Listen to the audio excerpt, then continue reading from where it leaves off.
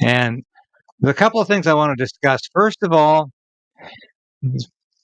it's not been widely reported, but Breitbart has a story out this morning saying that the World Health Organization is throwing in the towel on the pandemic agreement or treaty. It's technically called a pandemic agreement. I think maybe when the UK said no, that started a chain reaction. We still haven't got a response from the Canadian government or the Canadian opposition for that matter in terms of where this treaty agreement is in Canada. And despite all of my best efforts to get answers from both the government and the opposition, we're getting none. However, this could turn out to be a victory for populists, for grassroots, for ordinary people around the world who saw the ominous signs in this treaty, who saw the totalitarian tendencies, who saw that we were going to give up national sovereignty to an international body belonging to the United Nations. And enough people said, forget it. That's unacceptable. Not going to happen. I hope that's the case. So that's really very important. We have given it your best. And as I said, the issue now is, okay, we are where we are. We have traveled a lot. We have progressed a lot, but where are the bottlenecks? And how can we recalibrate and move? I think that's very important. As you know, when we started, the reason you have decided to have a pandemic agreement was because of the impact of the COVID-19. We say on the record, more than 7 million people died, but actually that's underreporting. The estimates show that up to 20 million people died. And the whole world was taken hostage. And COVID has affected everybody. Everybody. I don't know if there was anyone who has not been affected by COVID in many ways. Not only losing loved ones, but economic problems, loss of jobs, you name it.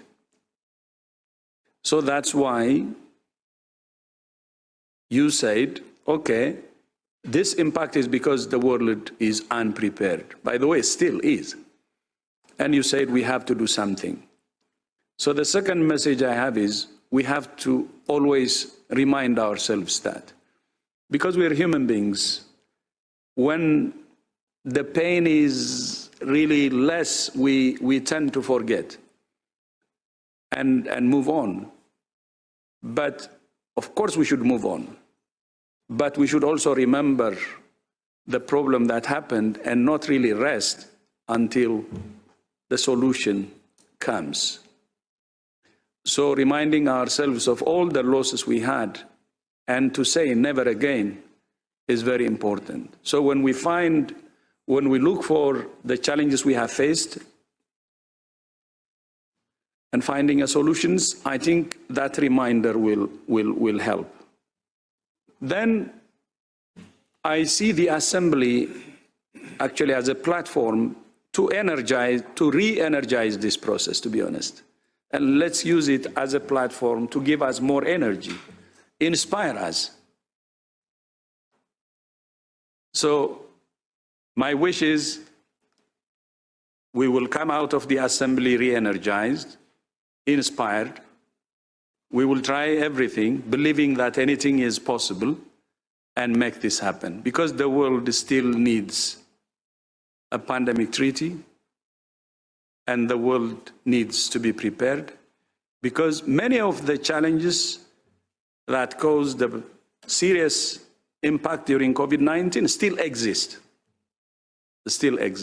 Starting from equity, for instance, was the center of this negotiation. So still exist. And we should really prepare the world. So let's continue to try everything, and anything is possible. And as we always say, if there is a will, there is a way. So I'm still positive, to be honest, despite the outcome. That's what I am.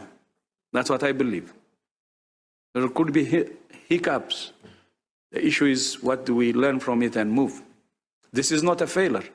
Even when I fail, by the way, many times, I try to learn what happened and then move on. Failure doesn't stop us, should not stop us. But this is not failure. You have really done a lot. You have progressed a lot.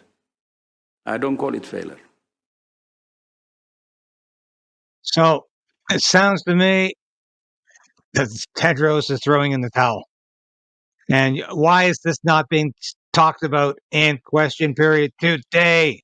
Thank you for watching this episode of Stand on Guard and being a part of the Creighton's Right channel. If you've watched this episode to this point, you've watched it all. And that's really important for a small station like this. We always say subscribe, hit the bell, be a part of the Creighton resistance. Resolve to resist. That's what we're doing.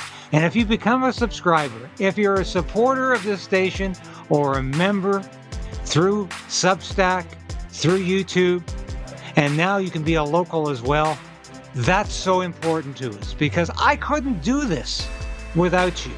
I made a decision to become an independent journalist about a year ago because I wanted to bring all of my experience in the military, in journalism, to you. I don't promise anything I can't deliver. I don't offer clickbait. I offer truth. The truth is out there, and it's my job to bring that truth to light and to you. Thanks for being a part of the Creighton's Right resistance, and we'll see you again soon. So we are in a very precarious position in this country. We need a political change, but we also need to resolve to resist.